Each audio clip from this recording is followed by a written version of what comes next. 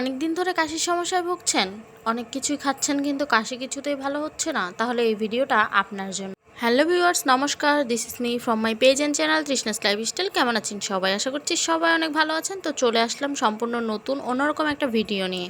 বলুন তো এগুলো কিসের পাতা? যদি বলতে পারেন তাহলে কমেন্ট করে জানান। আর আমি বলছি এগুলো হচ্ছে তুলসী পাতা।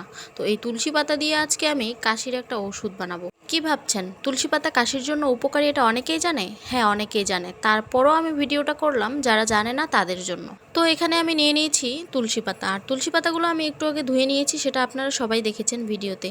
তো যাই হোক, তারপরে আমি ছোট্ট একটা মগে করে নিয়েছি, যেহেতু এটা হচ্ছে সেচনিতে বা পাটায় করা যাবে না, কারণ ঝাল ঝাল লাগবে। তো যাই হোক, পরে আমি ছোট্ট একটা মগে করে নিয়েছি, আর বাবুর খেলনা একটা বেলন দিয়ে এটাকে সুন্দর করে ছেঁচে নেব। এইভাবে হালকা হালকা করে আস্তে আস্তে করে আমি ছেঁচতেছি। দেখেন এখান থেকে কিন্তু অটোমেটিকলি রস বের হয়ে যাবে। সেই রসটাই হচ্ছে আমাদের কাশির একমাত্র ঔষধ। আর এটা আমি আমার ছেলের জন্য বানাচ্ছি। আমার ছেলের কয়েকদিন ধরে খুব কাশি, সে প্রচণ্ড পরিমাণে কাশতেছে, আর অনেক প্রকারের ওষুধ খাওয়ানো শেষ, কিছুতেই কিছু হচ্ছে না। তো ভাবলাম যে এই তুলসী পাতার রসটা করে খাওয়াই। তো আমরা হচ্ছে অনেক অলস প্রকৃতির মানুষ, আমরা কোনো কিছু করতে চাই না, সব কিছুতে ওষুধের উপর নির্ভর করি। কিন্তু এই প্রাকৃতিক গুণাগুণ সম্পন্ন পাতাগুলোর মধ্যেও যে অনেক কিছু থেকে থাকে সেটা আমরা ভুলেই যাই। তো আমি কিছুটা রস করে নিয়েছি, তারপর দেন যেই পাতাগুলো বাকি ছিল সেগুলো আমি দিয়ে দিলাম মগের মধ্যে। দেখেন বাটিতে কত সুন্দর সবুজ সবুজ কালারের একটা রস হয়ে গিয়েছে। আর তারপর বাকিগুলো দিয়ে আবার আমি ছেঁচতে শুরু করলাম। দেন আমার ছেলে বলতেছে যে মামা আমাকে একটু দাও, আমি একটু ছেঁচে দিই তোমাকে। তো বাটিটা দেখেন কত কিউট লাগছে, আর বাটিটার মধ্যে সবুজ কালারের সেই রসটা কিন্তু দেখতে অনেকটাই সুন্দর লাগছিল।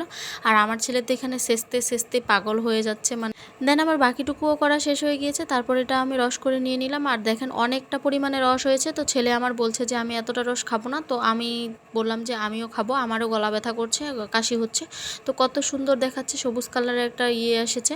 আর বাটিটা যেহেতু ছোট্ট, দেখতে কিন্তু অনেক অনেক অনেক কিউট লাগছিল। তো দেন আমি এখানে দিয়ে দিলাম হচ্ছে মধু, আর মধুটা হচ্ছে মোস্ট ইম্পর্টেন্ট এটার জন্য। মধু দিলে কাশির অনেক উপকারে আসে।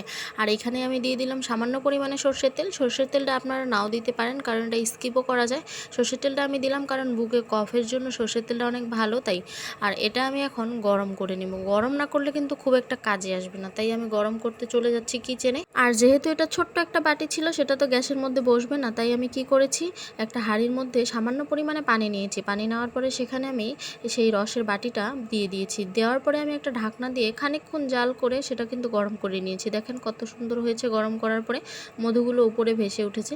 তো যাই দেন আমি এটা ঠান্ডা করার জন্য ফ্যানের নিচে নিয়ে এসেছি, কারণ এটা অনেক বেশি গরম হয়ে গিয়েছিল। যতটা আমি গরম চেয়েছিলাম তার থেকে দ্বিগুণ পরিমাণ গরম হয়ে গিয়েছিল। তারপরে এটা হচ্ছে ঠান্ডা করতে নিয়ে এসেছিলাম। ঠান্ডা করার পরে ছেলেকে অল্প একটু মগের মধ্যে দিয়ে দিলাম। দেন এটুকু যেটুকু বাকি আছে সেটুকু আমি খাবো। আর সে তো না খাওয়ার জন্য অনেক বাহানা খুঁজতেছে, সে বলতেছে খাবো না, এটা করব সেটা করব। যাই হোক, ভিডিওটা কেমন লাগলো অবশ্যই কমেন্ট করে জানাবেন। আর আপনাদের যাদের কাশি আছে তারা অবশ্যই এই টিপসটা ফলো করতে পারেন।